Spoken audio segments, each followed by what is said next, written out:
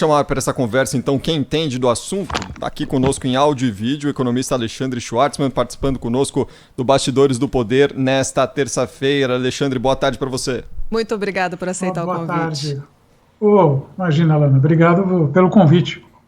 Ô Alexandre, a Lana brincava aqui fora do ar, e eu queria que você explicasse pra gente o que é a desoneração e por que ela é tão importante. A desoneração é de comer, de beber, de pagar conta, de receber, o que a gente faz com a desoneração, hein?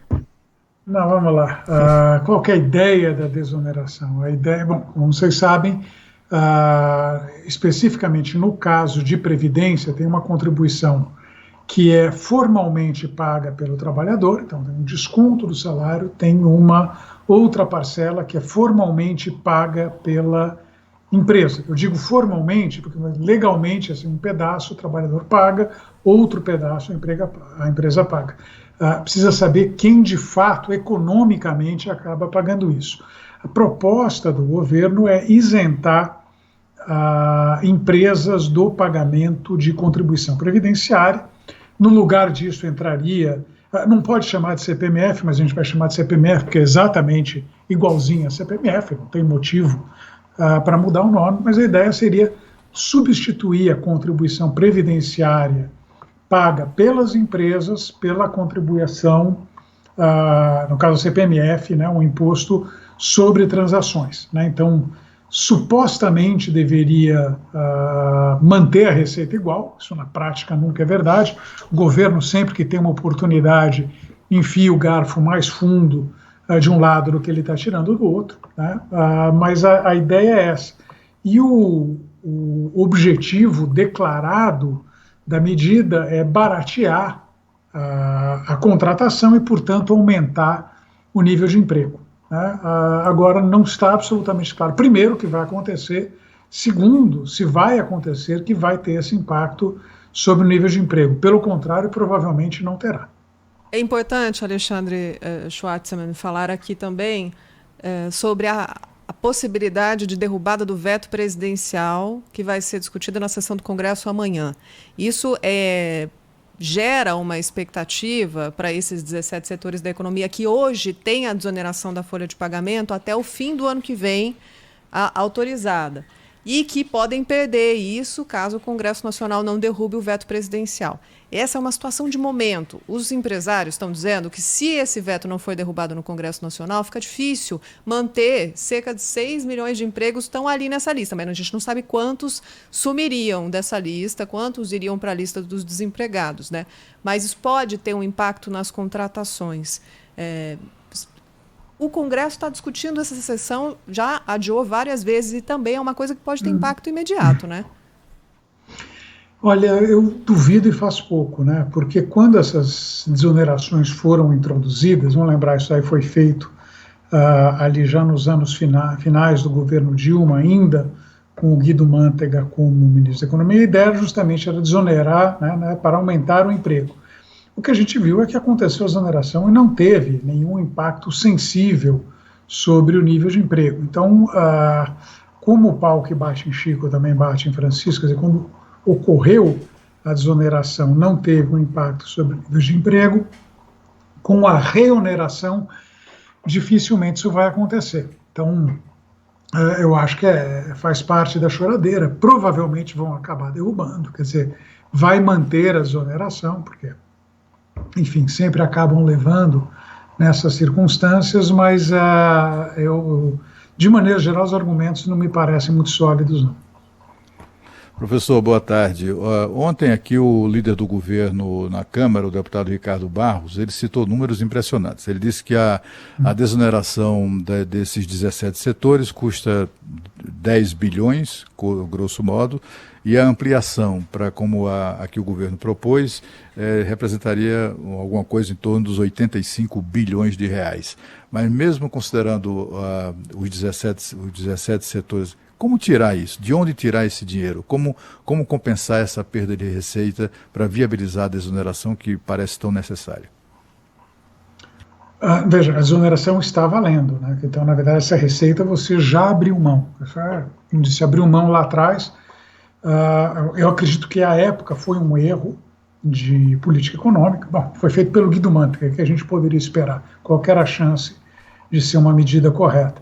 Então, na verdade, a reoneração traria um aumento de receita para o governo, né? Eu acho que não vai acabar voando exatamente por causa disso. Agora, da onde isso daí o governo vai ter que entender que ele também tem que viver dentro dos meios dele, né? Quer dizer, não é uma saída sustentável do ponto de vista de contas públicas aumentar a arrecadação indefinidamente. A gente já tentou esse caminho.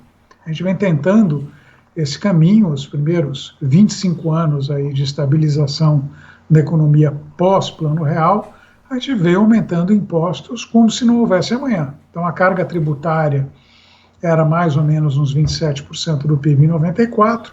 No ano passado, se não me engano, ficou em torno de 33% do PIB. Então, a gente aumentou a carga tributária um bocado e ainda assim a gente não consegue equilibrar as contas. Por uma razão muito simples, o problema não está na falta de receita, o problema está no comportamento dos gastos. Então, como é que a gente tem que fazer? Tem que aprender a controlar gasto. Obviamente, não estou dizendo que é fácil, mas é o caminho que a gente tem que seguir. Quer dizer, se a gente imagina que um governo que quer ter um mínimo de liderança no processo econômico, ele vai ter que mostrar esse caminho. Obviamente, não está minimamente interessado nesse assunto. A agenda do governo, obviamente, não é uma agenda de equilíbrio de contas públicas. A agenda do governo, nesse exato momento, é como se manter governo em 2022. Fora disso, todo o resto é subordinado. Alexandre, para encerrar, eu queria que a gente explicasse para as pessoas o que está acontecendo agora. Ao invés de pagar 20 e tantos % de imposto sobre a folha de pagamento dos empregados, as empresas estão pagando o imposto por cima do lucro. Como é que funciona? Como é que é nos outros países? É uma forma mais moderna de cobrar? É melhor? É pior? Olha, de maneira geral, nem todos os países têm contribuição patronal, tá? De novo, não necessariamente faz muita diferença. O fato da empresa recolher não quer dizer que, em última análise, seja ela quem esteja, de fato, pagando o imposto, né? Depende do comportamento de cada um desses mercados. Mas em vários países não existe contribuição patronal, né? O que você tem é uma contribuição só dos empregados, às vezes até num valor maior. Qual que é, acho que é a diferença nessa história? Eu acho que quando tem um pagamento, quando você faz aquele pagamento ligado à sua aposentadoria, você tem um sentimento maior de propriedade daquilo, embora na prática não seja, né? Quer dizer, você está pagando pela sua aposentadoria, você vai ter algum incentivo para querer que esse dinheiro seja devidamente gasto para aquilo para qual a contribuição se destina. Quando você faz um pagamento sobre lucro, essa coisa fica mais ou menos difusa. Quer dizer, a ideia é assim, ninguém está pagando, então eu não preciso fiscalizar o que está acontecendo, porque não é o meu dinheiro que está ali na linha, né, para ser usado para uma coisa ou outra. Então, assim, de maneira geral, onde as coisas...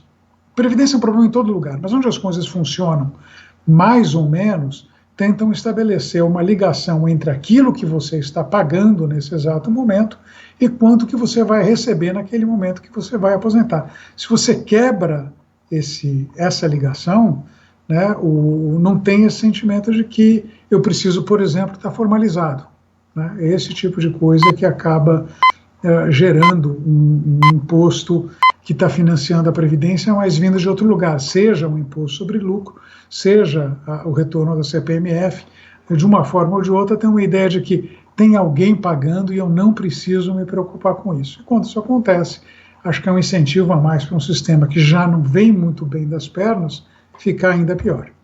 Alexandre Schwartzman, economista, ex-diretor do Banco Central, dando uma aula para nós aqui na Rádio Bandeirantes sobre desoneração. Alexandre, mais uma vez, obrigado pela sua participação conosco na nossa programação. Até uma próxima. Até a próxima. Grande abraço. Um abraço.